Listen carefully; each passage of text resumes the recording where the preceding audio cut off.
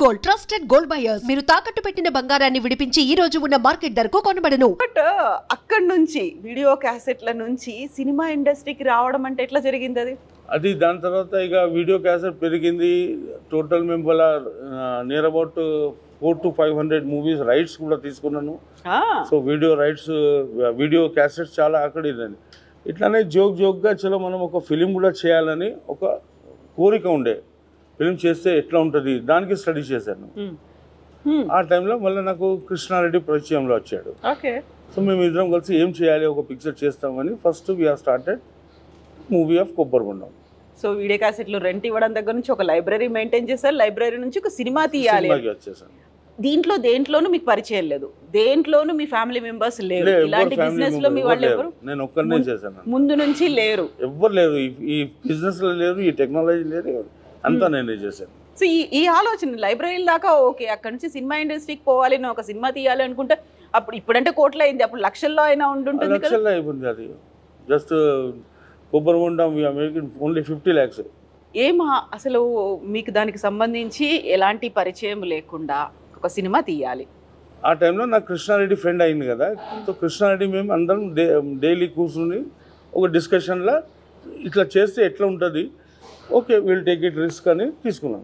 ఆయన ఎలా ఫ్రెండ్ అయ్యారు? ఆయన వచ్చేవాళ్ళ మీ దగ్గరికి? ఆయన మద్రాసులో ఉంటుండే. అప్పుడు ఇక్కడ నా దగ్గర వచ్చేసి మేము ముగ్గురం, అచ్చిరెడ్డి కృష్ణారెడ్డి, మేము ఒకటే జగల ఆ వీడియో టైంలో ముగ్గురం కలిసి వీడియో గురించే మేము మాట్లాడుకుంటాం.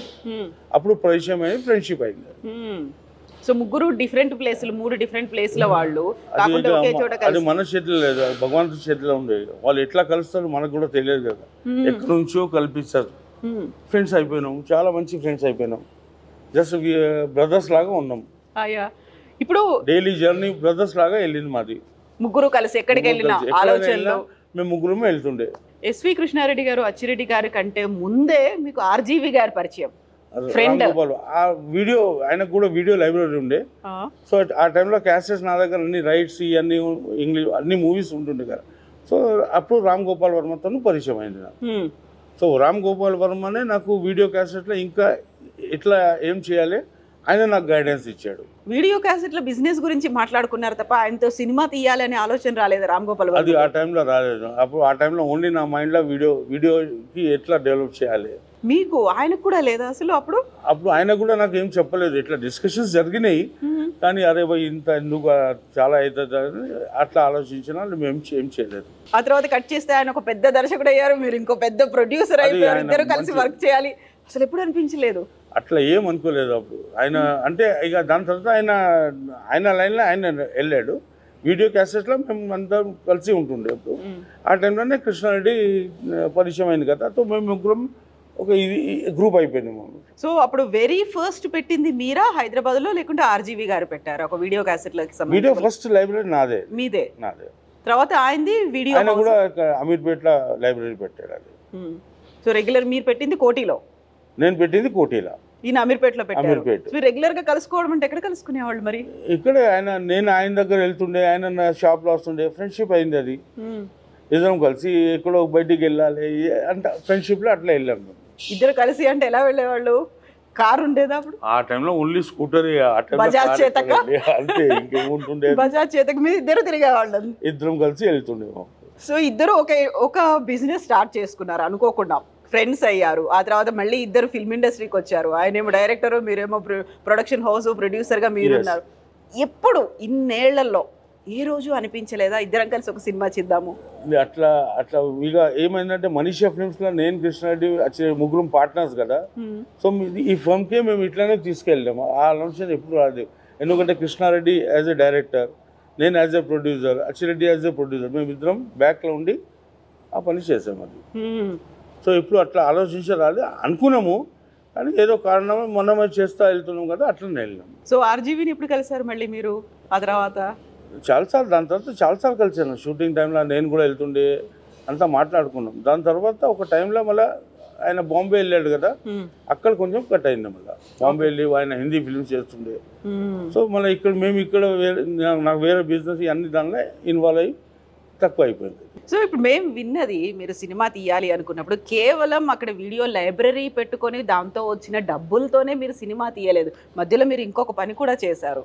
అది చెప్పట్లేదు మీరు. అది హార్స్ రేసింగ్ అండి. అది ఎందుకు చెప్పట్లేదు? అది నా హాబీ ఉండేది సార్. హార్సులు ఎన్ని ఉండేవి ఇంట్లో? నా దగ్గర ఐ థింక్ 60 to 70 హార్సెస్ కొన్నాను. అన్ని? అంత పెద్ద ప్లేస్ కూడా కావాలి కదా దానికి. మరి ప్లేస్ అక్కడ రేస్ కోర్స్ లో ఉంటుంది, అందులోనే ఉంచేసేవాళ్ళు. మనకు ఏం అవసరం లేదు. అది హార్స్ నాకు at the age of 14 to 15 ఏజ్లోనే నాకు హాబీ ఉండే. రేస్ కోర్స్ వెళ్ళేవాడిని. ఓకే. ఆ టైంలో మీ చిన్న చిన్న బెట్టింగ్లు 20 రూపీస్ 40 రూపీస్ అట్లా బెట్టింగ్ చేస్తుంటుండే. అక్కడ నాకు కొంచెం లక్ అక్కడ కూడా వచ్చింది నాకు. ఓకే. వెరీ ఫస్ట్ హార్స్ ఇట్లానే జోక్ అయింది. అది రేస్ కోర్స్లో ఒక హార్స్ ఆప్షన్కి వచ్చింది. ఓకే. ఆప్షన్కి వస్తే చలో ఇది హార్స్ మనం తీసుకుంటామా లేనా అని ఆలోచించాను. ఆప్షన్లో 2000 5000 అట్లా వెళ్ళింది. ఇక లేదు ఈ హార్స్ ఎట్లన్నా నేను కొనుక్కోవాలి అని నాకు మైండ్లో థాట్ వచ్చింది. ఆ గుర్రం కొంచెం కుంటిగుండే ఎవరు పార్టిసిపేట్ చేయలేదు. కుంటి గుర్రాన్ని మీరు కొనుక్కోవాలనుకున్నారు? అది బస్ ఇట్లానే అనుకున్నాను. సో అక్కడ నాకు ఒక కాంపిటీటర్ వచ్చాడు. 30,000 40,000 15 అంటే నేను ఒకటేసారి 70 అని చెప్పేశాను. 70,000 ఆ 70కి నాకు వచ్చేసింది. ఇక తీసుకున్నాను. నేను ఏం చేయాలి నాకు అర్థమైతే లేదు. ఫస్ట్ టైం కదా అది. దాని తర్వాత నాకు ఒక ఫ్రెండ్ ఉండే శర్మ అని, ఆయన నాకు గైడెన్స్ ఇచ్చి ఇట్లా నువ్వు తీసుకోగలరా, ఓకే నేను కూడా దీంట్లో పార్ట్నర్ అవుతాను, మనం ఈ పర్టికులర్ ఈ ట్రైనర్కి ఇచ్చేస్తాము, చూస్తాం ఏమవుతుందో. ఆ ట్రైనర్కి మేము ఇద్దరం కలిసి ఇచ్చేసాం. ఇచ్చేస్తే ఆయన ఒక 3 months దాకా రెడీ చేశాడు. ఆ గుర్రంకి మంచిగా అయిపోయింది. ట్రైనింగ్ ఇచ్చారు. ఎస్. ఆ హార్స్ పేరు కూడా మేము ఏం చేసామంటే Manisha's master. Okay. Manisha's master పెట్టేసి ఒక 3 months తర్వాత దానికి ఒక రేస్లో రన్ చేపిస్తే ఆ ఫస్ట్ టైంలోనే అది గెలిచిపోయింది. అది రేస్ గెలిచింది. అది కుంటి గుర్రం. మళ్ళీ కుంటి గుర్రం అది గెలిచిపోయింది. మీరు అసలు 2000 నుంచి 70,000 పెట్టుకున్నారు. అదొక రిస్క్ అనుకుంటే దాన్ని వెరీ ఫస్ట్ టైం రేస్లో దించారు. అది ఇంకో రిస్క్. మళ్ళీ అది గెలుచుకోవడం ఏంటి అదంతా? అది ఏమో సడన్ నాకు కూడా తెలియదు. అది సడన్ అది మేము కూడా అనుకోలేదు ఇలా గెలుస్తుందని. అది ఇక ఎక్కడి నుంచి ఆ మ్యాజిక్ వచ్చిందో ఏమో గెలిచిపోయింది. అది గెలిచిపోయిన తర్వాత అక్కడ మళ్ళీ ఇంకా రేసింగ్లో ఇంట్రెస్ట్ వచ్చింది. సో ఇంకొకటి తీసుకుంటాం, ఒకటి తీసుకెళ్ళాను. అలా 60-70 గుర్రాలు ఉండేవి మేము. అంటే ఒక్కటే టైంలో లేదు. అది ఒక టైంలో ఇక 10 వచ్చినాయి. దానిలో 2 రిటైర్ అవుతాయి, మళ్ళీ 2 కొనుక్కున్నాం. ఇలా 10-12 హార్సెస్ మెయింటైన్ చేశాం. సో ప్రతిసారి రేస్లో గెలిచేవాళ్ళ మీరు? ఎవ్రీ టైం నాకు అది రేస్లో చాలా నాకు లక్ జరిగింది. నేనేం పెడితే అది గెలుస్తుండేది. యూజువల్గా గుర్రాల రేసింగ్ ఇలాంటి చాలా మంది లూజ్ అవుతారు, కానీ నాకు అక్కడ తిరిగి వచ్చింది. ఇక్కడ లూజ్ అవడమే కాదు, ఆర్థికంగా కూడా చాలా నష్టపోయిన వాళ్ళు ఉన్నారు, అప్పుల చాలా ఉన్నారు. చాలా అది దానికోసం నేను ఎవరికి సజెస్ట్ చేయను మీరు రేసింగ్ లాగా. అది నాకు సడన్గా వచ్చింది, వెళ్ళింది, నాకు మంచి అయింది. దాంతో మనీషాస్ మాస్టర్ దాని పేరు. ఫస్ట్ గుర్రం నా మనీషాస్ మాస్టర్. ఆ పేరు ఎందుకు పెట్టాలనిపించింది? సో ఆ టైంలోనే మనకు మనీషా ఒక బ్రాండ్ అయింది కదా. సో ఫస్ట్ వీడియో లైబ్రరీ కూడా మనీషా రెడ్డి ఇద్దరం డిస్కస్ చేసుకుని వీడియో లైబ్రరీకి ఏం పేరు పెట్టారు మరి మీరు? మనీషా వీడియో. తర్వాత మనీషాస్ మాస్టర్ తో లక్ వచ్చింది. మనీషాస్ మాస్టర్ ఈ గుర్రం పేరు పెడతామని మనీషాస్ మాస్టర్ పెట్టేస్తాం. ఆ తర్వాత మనీషా ఫిల్మ్స్, మనీషా ఆర్ట్స్. మనీషా అనేది మీకు లక్కీ చామ్. మనీషా నా డాటర్ పేరు. She is very lucky for me. So తన పేరు ఎందుకు పెట్టాలనిపించింది మీకు? అది ఏమైందంటే మనీషా అని ఒక హరిద్వార్లో మనీషా దేవి టెంపుల్ ఉంది. ఆ టైంలో నాకు 2 కుర్రాళ్ళు ఉన్నారు. 2 అబ్బాయిలు.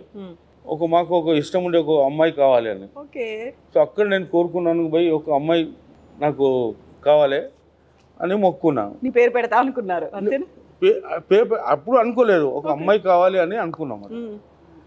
1 year తర్వాత ఒక బేబీ గర్ల్ పుట్టింది. దీనికి మనీషానే పెట్టాలి, ఎందుకంటే 1 yearలోనే వచ్చింది. అట్లా నాకు దాంతో చేసి మనీషా పెట్టేశారు. అట్లా అమ్మవారి అనుగ్రహం కలిసి వచ్చింది మీకు ప్రతి చోట అట్లా కలిసి వచ్చింది. ఆ తర్వాత మనీషా ఫిల్మ్స్ పెట్టుకున్నారు. అవును, అప్పుడు మనీషా వీడియో నుంచి మనీషా ఫిల్మ్స్. ఇప్పుడు రేసింగ్ లో వచ్చినటువంటి డబ్బులు అవన్నీ వచ్చిన లాభాలు అన్ని దానిలో ఇక్కడ కన్వర్ట్ చేసాం.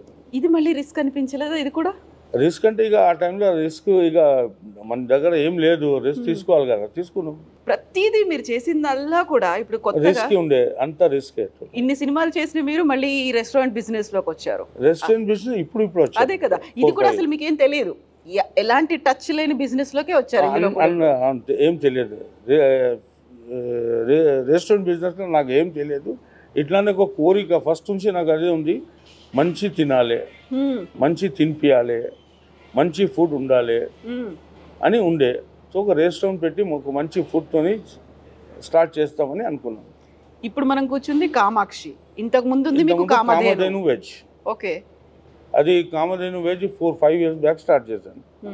సో అది సక్సెస్ అయితే ఇప్పుడు కామాక్షి వెజ్. దీంట్లో కూడా ఇప్పుడు మళ్ళీ అమ్మవార్ల పేర్లే ఉండేటి పెట్టుకున్నాం. అమ్మవారి పేరు అది చాలా ఆలోచించి మనీషా ఉంది, కామధేను కౌ పేరు అది. అది కూడా చాలా ఇది ఏం పెట్టాలి సంథింగ్ డిఫరెంట్ ఉండాలి. సో మైండ్లో వేరే అమ్మవారు అన్నీ వచ్చినాయి, కానీ కామాక్షి అంటే అమ్మవారు మంచి పేరు కూడా కొంచెం అట్రాక్టివ్గా ఉందని పెట్టేసాను.